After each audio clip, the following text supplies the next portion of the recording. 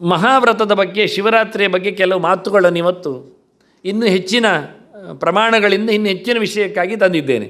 ಶಿವರಾತ್ರಿ ವ್ರತ ನಾಮ ಸರ್ವಪಾಪ ಪ್ರಣಾಶನಂ. ಮೊದಲು ತಿಳ್ಕೊಳ್ಳಿ, ಶಿವರಾತ್ರಿ ವ್ರತ ಅಂದರೆ ಎಲ್ಲ ಪಾಪ ಹೋಗ್ತದೆ. ಪಾಪ ಇರುವುದೆಲ್ಲಿ ಹೇಳಿ? ಪಾಪ ಇರುವುದು ಎಲ್ಲಿ? ನಾನು ಹೊಡೆದಿದ್ದೇನೆ ಇಟ್ಕೊಳ್ಳುವ, ಕೈಯಲ್ಲಿಯಾ? ಹೊಡೆದದ್ದು ನಾನಲ್ವ? ಹಾಗಾಗಿ ಕೈಯಲ್ಲಿ ಹೊಡೆದಿದ್ದೇನೆ, ಕೈಯಿಂದ ಹೊಡೆದಿದ್ದೇನೆ ಹೊರತು ಕತ್ತಿಯಿಂದ ಕಡೆದರೆ ಮರವನ್ನು ಅದು ಹೊಡೆದದ್ದು ಯಾರು ಕೇಳುವುದು? ಕತ್ತಿಯಿಂದ ಯಾರು ಹೇಳುವುದಿಲ್ಲ, ಅದು ಅವನನ್ನೇ ಹೇಳುತ್ತೆ, ಕರ್ತೃವನ್ನೇ ಹೇಳುತ್ತಾನೆ, ಅವನೇ ಅದಕ್ಕೆ ಜವಾಬ್ದಾರಿ. ಹಾಗಾಗಿ ನಾವು ಹೊಡೆದಿದ್ದೇವೆ ಅಂದಾಗ ನಾವು ಕೇಳ್ತೇವೆ, ನಿನ್ನನ್ನು ನೋಡಿ ಹೊಡೆದ್ನಾ, ನೀನು ಅಂತ ಹೊಡೆದ್ನಾ, ನಾನು ಕೈ ಹೀಗೆ ಮಾಡೋದು ನಿಮಗೆ ತಾಗಿದ್ದಲ್ವ? ಹೌದು ಅಂತಾನವ. ಹಾಗಾದರೆ ಹೊಡೆದದ್ದಲ್ಲದು, ಅದು ತಾಗಿದ್ದು, ಅದು ಇಂಟೆನ್ಷನಲ್ಲಿ ಅಲ್ಲ, ಅದು ಗೊತ್ತಿಲ್ಲದೆ. ಹಾಗಾಗಿ ಏನಾಯಿತು? ಮನಸ್ಸು ಇಲ್ಲ, ಆದ್ದರಿಂದ ಅದು ಹೊಡೆತ ಅಲ್ಲ. ಅದರಿಂದ ಕೆಲಸ ಎಲ್ಲಿ ಪಾಪ ಅಂತ ಕೇಳಿದರೆ, ನೀನು ಮನಸ್ಸಿಟ್ಟು ಮಾಡಿದರೆ ಪಾಪ, ನೀನು ಮನಸ್ಸಿಟ್ಟು ಮಾಡಿದರೆ ಪುಣ್ಯ, ಇಷ್ಟೇ. ಅದರಿಂದ ಮನೋಭಿಮಾನಿ ಯಾರು? ಶಿವ. ಅಲ್ಲಿಗೆ ಬಂತೀಗ ಅವರು ತೆಗೆದಿಟ್ಟದ್ದು ಅದನ್ನೇ. ನೀನು ಶಿವರಾತ್ರಿ ವ್ರತ ಮಾಡಿದರೆ ನಿನಗೆ ಪಾಪ ಹೋಗ್ತದೆ. ಯಾಕೆ ಕೇಳಿದರೆ, ಪಾಪ ಇರೋದು ಮನಸ್ಸಿನಲ್ಲಿ, ನೀನು ಮಾಡಿಕೊಂಡದ್ದಲ್ಲಿ, ಸಂಗ್ರಹ ಆದದ್ದಲ್ಲಿ. ಹಾಗಾಗಿ ಮನಸ್ಸಿನ ಪ್ರಧಾನ ಅಭಿಮಾನಿ, ಇದನ್ನೇ ನಾನು ಹೇಳಲಿಕ್ಕೆ ಹೊರಟೆ ಅಂದಾಗ. ಹಾಗಾಗಿ ಎಲ್ಲರ ಮನಸ್ಸನ್ನು ಟ್ಯೂನ್ ಮಾಡುವ ಮನೇವ ಮನುಷ್ಯಾಣಂ ಕಾರಣಂ ಬಂಧ ಮೋಕ್ಷಯೋ, ಬಿಡುಗಡೆಗೂ ಸಿಕ್ಕಿ ಬೀಳಲಿಕ್ಕೂ ಕಾರಣವಾದದ್ದು ಮನಸ್ಸು. ಅದನ್ನು ಚೆನ್ನಾಗಿ ನೀವು ಉಪಯೋಗಿಸಿಕೊಂಡರೆ ಅದು ಖಂಡಿತವಾಗಿಯೂ ನಿಮ್ಮನ್ನು ಪಾರು ಮಾಡ್ತದೆ. ಹಾಗಾಗಿ ಶಿವರಾತ್ರಿ ವ್ರತವನ್ನು ಇಂಟ್ರಡ್ಯೂಸ್ ಮಾಡಲಿಕ್ಕೆ ಕ್ರಮವೇ ಅವರು. ಯಾಕೆ ಅಂದರೆ ನಿನ್ನ ಮನೋದೋಷವನ್ನು ಸರಿಪಡಿಸಿಕೊಳ್ಳಲಿಕ್ಕೆ ಆಗ್ತದೆ ಅಂತ. It is one of the way. ಇದು ಒಂದರಿಂದಲೇ ಆಗ್ತದೆ ಅಂತಲ್ಲ, ಇದು ಆಗ್ತದೆ ಎನ್ನುವುದರಲ್ಲಿ 100% ಸತ್ಯ. ಅದೊಂದು ಸತ್ಯ. ಈ ಬಿಸಿನೆಸ್ ಮಾಡಿದರೆ ಲಾಭ ಆಗ್ತದೆ ಎನ್ನುವುದಕ್ಕೆ ಸತ್ಯ. 100 ಬಿಸಿನೆಸ್ ಇಳಬಹುದು, ಲಾಭದಾಯಕವಾಗಿರಬಹುದು, ಇದು ನಷ್ಟ ಕೊಡುವುದಿಲ್ಲ ಎನ್ನುವುದೊಂದು ಗ್ಯಾರಂಟಿ. ತೆಂಗಿನ ಮರವನ್ನು ನೀವು ನೆಟ್ಟರೆ ಮಳೆಗಾಲದಲ್ಲಿ ಅದು ನೀರು ಕುಡಿದರೂ ನಿಮಗೆ 12 ತಿಂಗಳದು ಬದುಕಿ ನಿಮಗೆ ಉಪಯೋಗಕ್ಕೆ ಬರ್ತದೆ 10 ವರ್ಷಕ್ಕೆ ಎನ್ನುವುದು ಅದು ಗ್ಯಾರಂಟಿ.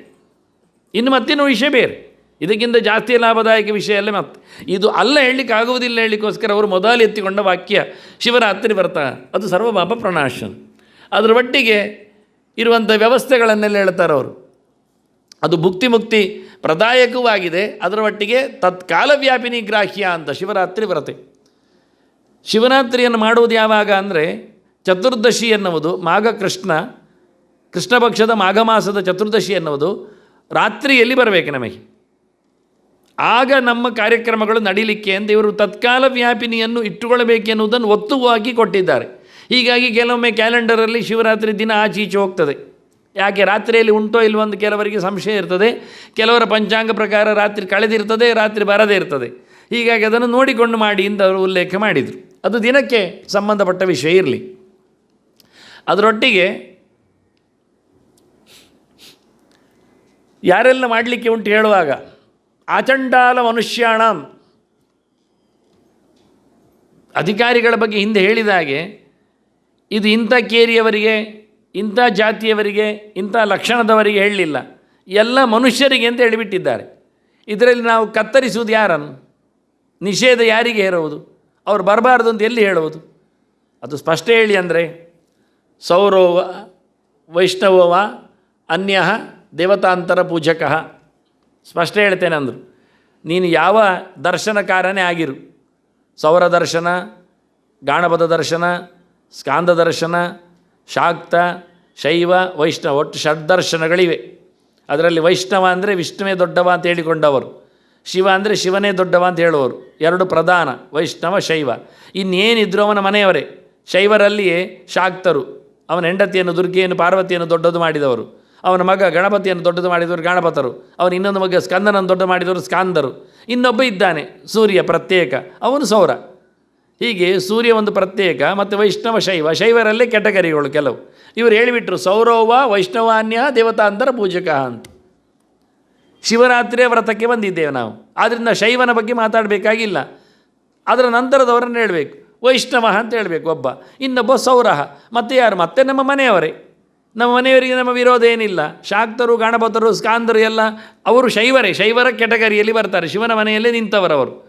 ಹಾಗಾಗಿ ಹೇಳುವಾಗ ಶ್ಲೋಕಗಳು ಎಷ್ಟು ಸಮಜಾಯಿಷಿ ಮಾಡಿ ಹೇಳ್ತವೆ.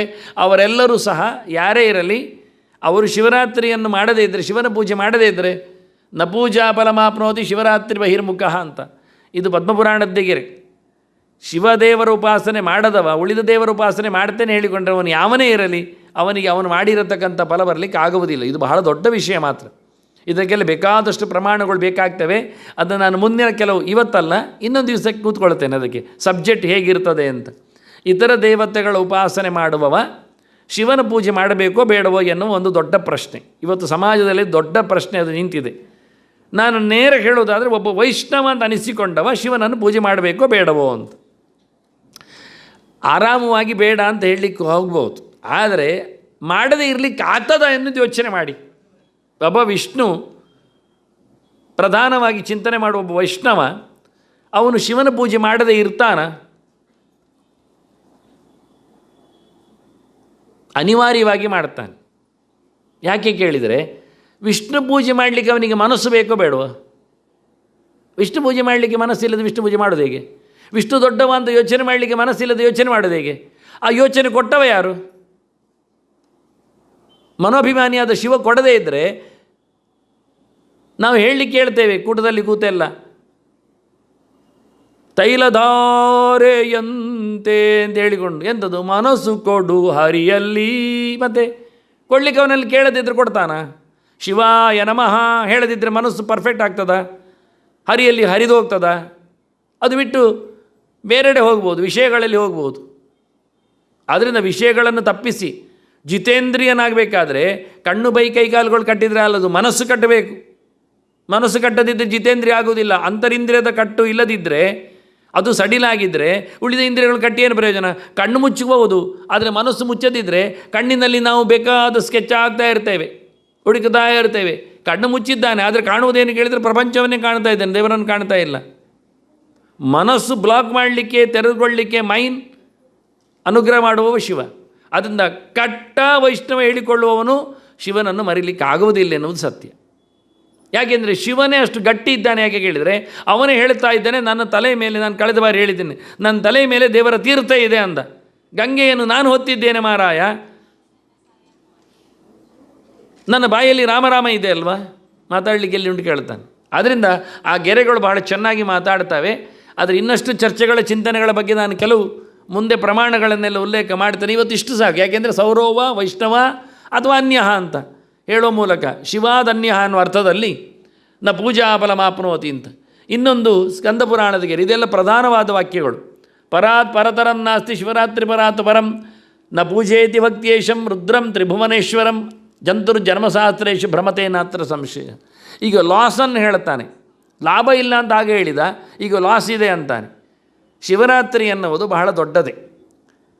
ನಾರಾಯಣನ ಉಪಾಸನೆ ನಂತರದಲ್ಲಿ ಶಿವನ ಉಪಾಸನೆ ಬರ್ತದೆ. ನಡುವೆ ಪ್ರಾಣನಿದ್ದಾನೆ, ಅವನನ್ನು ಬಿಡುವುದು. ಅಂದರೆ ತ್ರಿಮೂರ್ತಿಗಳು ನಮಗೆ ಪ್ರಧಾನ. ಕಾಲಿದೆ, ಸಂಕರ್ಷಣ ಶಕ್ತಿ, ಅದೇ ಶೇಷಶಕ್ತಿ, ಅದೇ ಶಿವಶಕ್ತಿ. ನಡು ಇದೆ, ಅದು ನಾರಾಯಣ ಶಕ್ತಿ. ತಲೆ ಇದೆ, ಅದು ಬ್ರಹ್ಮಶಕ್ತಿ. ಹಾಗಾಗಿ ಮೂರು ಸರಿ ಇರಬೇಕಾದ್ರೆ ನಮ್ಮ ದೇಹ ತ್ರಿಮೂರ್ತಿಗಳು ಸರಿ ಇರಬೇಕು. ನಾವು ಇಂಬ್ಯಾಲೆನ್ಸ್ ಮಾಡಿಬಿಟ್ರೆ ನಮ್ಮದು ಕೈಕಾಲು ನಡೆಯುವುದಿಲ್ಲ ಆಗ್ತದೆ ಮತ್ತೆ. ಹೀಗಾಗಿ ಮೂರು ಕಡೆಗೂ ಬೇಕಾದಂಥ ಸಪೋರ್ಟ್ ಕೊಡುವ ಹಾಗೆ ನಮ್ಮ ಉಪಾಸನೆಗಳು, ಚಿಂತನೆಗಳು, ಕ್ರಮಗಳು ಇರಬೇಕು. ಇದೆಲ್ಲ ಕಡೆ ಇರುವಂಥದ್ದು. ನಾನು ಕಳೆದ ಬಾರಿ ಬಿಲ್ವಪತ್ರಿಕೆ ಬಗ್ಗೆ ಹೇಳಿದ್ದೆ ಹಾಗೆ. ಅದನ್ನು ತುಳಸಿ ಗಿಡದಲ್ಲಿ ನೋಡಲಿಕ್ಕೆ ಬರ್ತದೆ. ನಾನು ಶುದ್ಧನಾಗಿ ವೈಷ್ಣವನಾಗಿದ್ದೇನೆ ಹೇಳಿದರೆ ತುಳಸಿ ಇಲ್ಲದ ಪೂಜೆ ಕೊಳ್ಳನೋ ಹರಿ. ದೇವರಿಗೆ ತುಳಸಿ ಬೇಕೆ. ತುಳಸಿಯ ಬಗ್ಗೆ ಹೇಳಿದರೆ ಏನು ಮಾಡುವ? ಮೂಲತೋ ಬ್ರಹ್ಮ ಅಲ್ಲ. ತುಳಸಿಯ ಬಗ್ಗೆ ಆರಂಭದಲ್ಲಿ ಮಂಜರಿಯಾಮ್ ಶಂಕರ ಪ್ರೋಕ್ತಃ ಅಂತಾರೆ. ಅದರಲ್ಲಿ ಆರಂಭದಲ್ಲಿ ಇದು ಅಗ್ರೆ ತುಳಸಿಯಲ್ಲಿ ಹೇಳುವಾಗಲೇ ಮಧ್ಯದಲ್ಲಿ ಜನಾರ್ದನ ಇದ್ದಾನೆ, ಅಡಿಯಲ್ಲಿ ಬ್ರಹ್ಮ ಇದ್ದಾನೆ, ಅಶ್ವತ್ಥದಾಗೆ ಮೇಲಕ್ಕೆ ಶಿವ ಇದ್ದಾನೆ. ಮಂಜರಿಯಾಮ್ ಶಂಕರ ಪ್ರೋಕ್ತಃ ಅಂತ.